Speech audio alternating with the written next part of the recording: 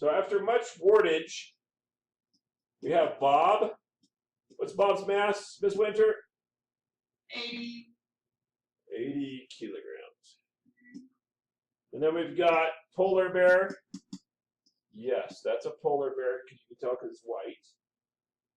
And it's got a mass of 720. And Bob, they start 10 meters apart.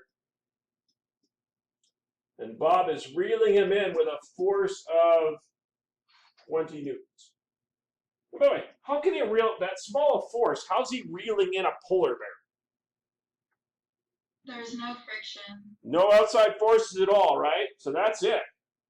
No friction, the bear can't hold on, so the bear is going to get dragged across the ice. All right, Miss Winter, how would you approach this problem if you had to? Well, I was kind of confused because it didn't really seem like a center of like weight question. It doesn't seem like that, does it? So let's do it a different way. Okay. I don't know what way though. Well, he's applying a force, right? Yeah. Forces lead to accelerations. Accelerations lead to distances, don't they? Mm-hmm. So let's do a force problem here. Okay. So how fast is he accelerating the bear? Well, we can use like one of the force equations. But yeah. And then force is equal to mass times acceleration.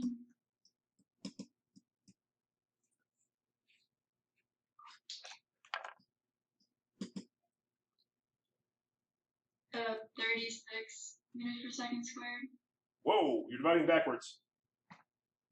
Oops. And by the way, you should be really aware, like that shouldn't happen. You should be like, wait a second, you can't accelerate a bear at 3 Gs with a fishing pole. Come on now!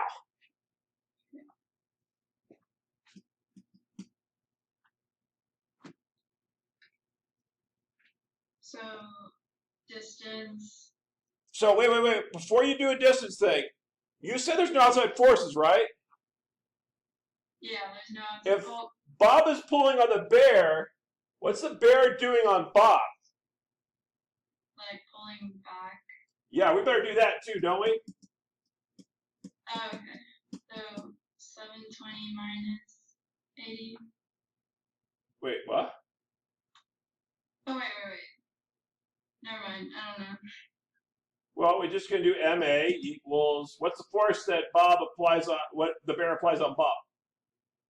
20. Equal and opposite. So I got 80, A, 20. I get A equals 0.25 meters per second squared. Okay there? Yeah. All right, now it's a two-body problem all of a sudden. I need to know when they get how far? When they meet? When they meet. When their distances add up to 10 meters, agreed? Yeah. All right, let's do that.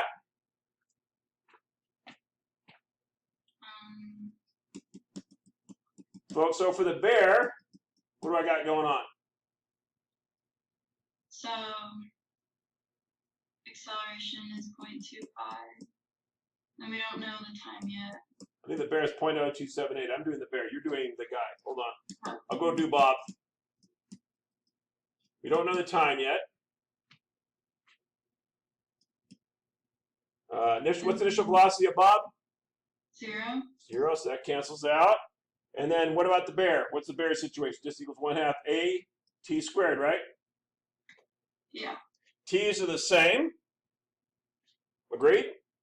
Mm-hmm. So since T's are the same, I can isolate for one of the t squareds and plug in the other equation, can't I? Yeah.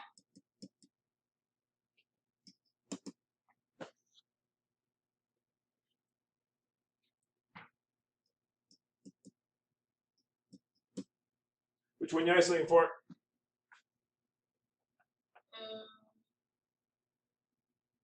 I'm kind of confused. All right, stopping. So we know how far Bob moves. It's d equals 1/2 at squared plus v naught t. You found his acceleration to be 0.25. Agreed? Yeah. We know how far the bear moves. 1/2 at squared, at squared, right? Mm-hmm. And so that's how far he moves, right? So the real question is, when do these two distances add up to 10 meters, right? So we're basically going to say 10 equals 0.01389 t squared plus 0.125 t squared, right? Yeah. Or we could do it a couple other ways, or we could isolate a variable, plug it in, doesn't matter. Let's do this one. Does that make more sense? Yeah. Okay, so 10 equals, I got that, plus 0.125, and I get 0.13888 t squared, agreed? Mm-hmm. And then 10 divided by that. And I get 72 equals t squared. So t equals 8.49 seconds. I'm going to go 85 seconds. Is that okay?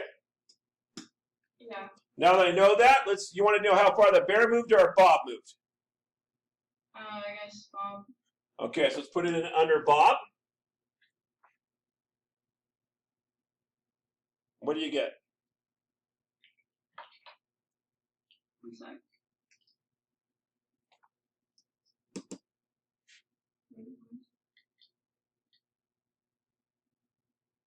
What is it?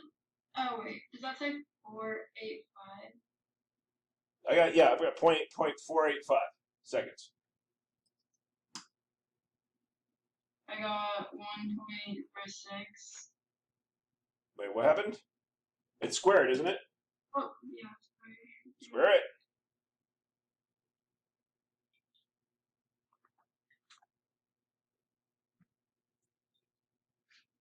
I got 8.9.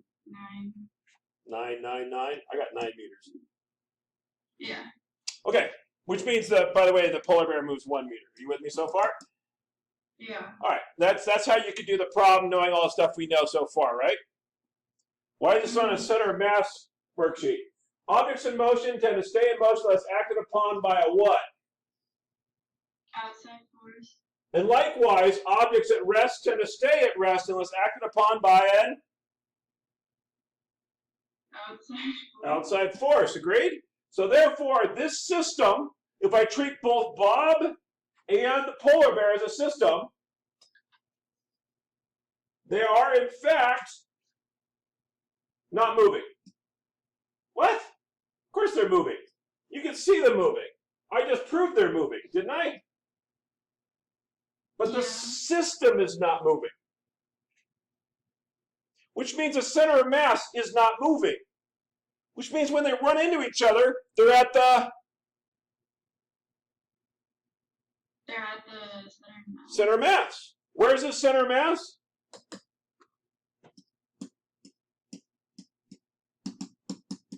Let's go.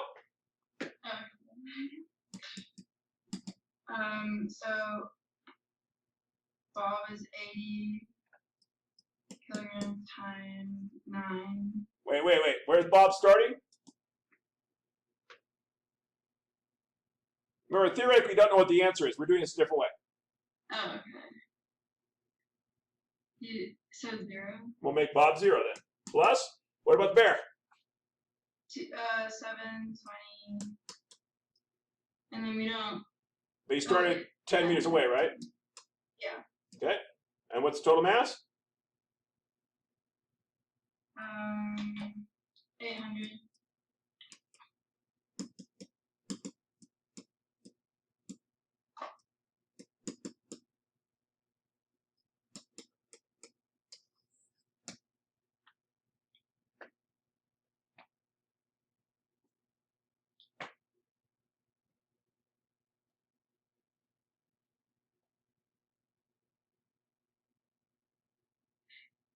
Yeah, I got the